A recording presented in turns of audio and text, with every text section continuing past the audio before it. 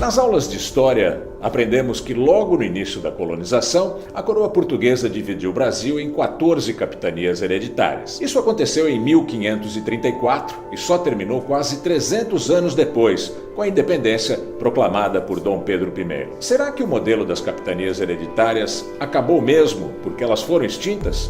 Vejamos, o Brasil tem hoje 27 estados. A forma como muitos políticos governam traz resquícios das capitanias hereditárias. O que fazer para mudar esse quadro que ninguém mais suporta? Esse é o tema que o Planeta Azul traz para o debate. Acompanhe nossa reportagem. No início da colonização do Brasil, a coroa portuguesa dividiu o novo território em 14 capitanias hereditárias. Os nomes de diversos estados que hoje conhecemos surgiram naquela época. Bahia, Pernambuco, Rio Grande do Norte, Ceará, Piauí e Maranhão são alguns exemplos. A administração de cada uma das capitanias hereditárias foi entregue a um capitão donatário, geralmente um nobre português, que detinha todos os direitos sobre a exploração do território sob seu controle. Os capitães donatários recebiam a posse da terra, podendo transmiti-la aos filhos, embora não pudessem vendê-la. O donatário exercia plena autoridade para nomear funcionários e aplicar a justiça. Ele também tinha direitos como a isenção de taxas e o recebimento de parte das rendas devidas à coroa. A administração do Brasil Colônia, por meio das capitanias hereditárias, durou quase 300 anos.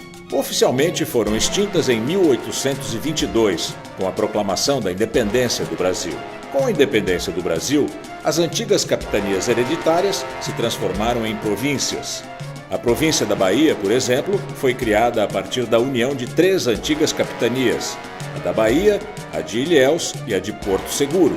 A capitania de Itamaracá se tornou a província da Paraíba.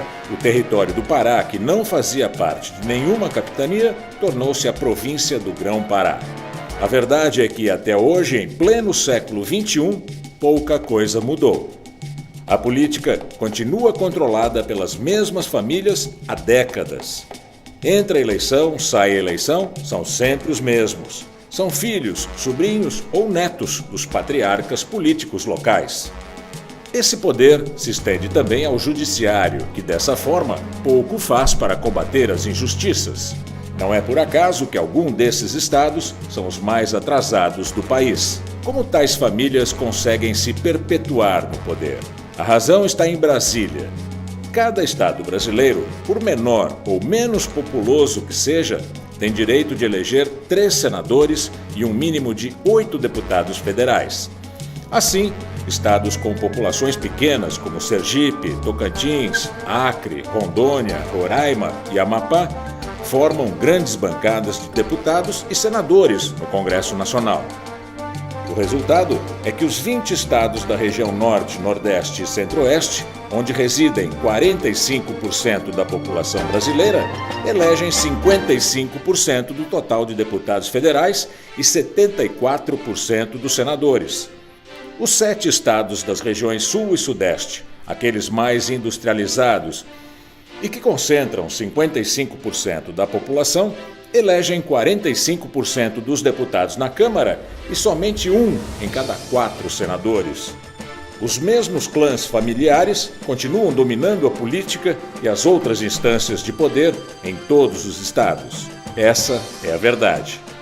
Nenhum presidente consegue aprovar leis no Congresso se não ceder aos interesses das oligarquias que governam os estados. Como mudar isso? O Planeta Azul defende a realização de reformas constitucionais, com uma nova divisão territorial e administrativa do país. Uma nova Constituição, os 27 estados atuais seriam substituídos por 14 províncias.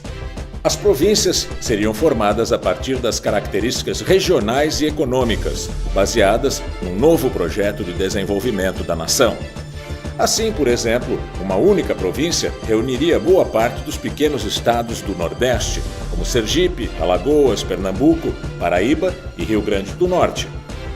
Ao mesmo tempo, os 3 estados da região Sul, que dividem uma história comum de povoamento a partir da imigração europeia, seriam aglutinados numa única província. Cada uma das 14 províncias brasileiras elegeria 2 senadores. e a cada 1 milhão de habitantes seria eleito um deputado federal. Assim, o estado de São Paulo, convertido em província de São Paulo, elegeria 45 deputados.